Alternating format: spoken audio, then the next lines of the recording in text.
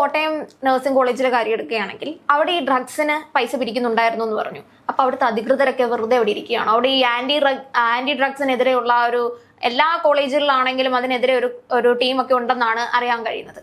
അപ്പൊ അവരൊക്കെ അവിടെ കണ്ണും പൂട്ടി വെറുതെ ഇരിക്കുകയാണോ? കുറെ നാളുകൾക്ക് ഒരു 3ാമത്തെ വർഷം അല്ലെങ്കിൽ സീനിയർ വിദ്യാർത്ഥികളാണ് പിരിച്ചുകൊണ്ടിരിക്കുന്നത്. അവർ സെക്കൻഡ് ഇയർ ആയപ്പോഴും ഇങ്ങനെ അവരുടെ സീനിയേഴ്സും പിരിച്ചിട്ടുണ്ടാവും. ഈ വിദ്യാർത്ഥികൾക്ക് അവിടെ ഭരണ സംവിധാനം ഉണ്ടെന്നേ, കൃത്യമായിട്ട് അവർ ഭരണ സംവിധാനം ഉണ്ടായതുകൊണ്ടാണ് അവര് ഇടതുപക്ഷ സംഘടനയുടെ വിദ്യാർത്ഥി സംഘടനയിൽപ്പെടുന്ന കുട്ടികളൊക്കെ ഉണ്ട് അത് ആ റാഗിങ്ങിനകത്ത് ബന്ധപ്പെട്ട്.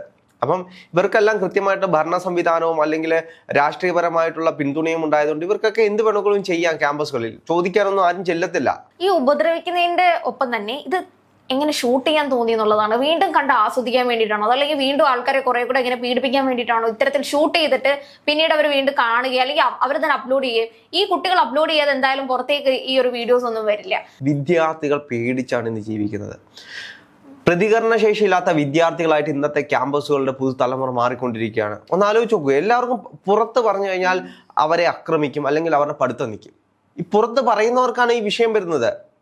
ഈ ചെയ്യുന്നവർ അപ്പോഴും ക്യാമ്പസുകളിൽ തന്നെ പഠിക്കും.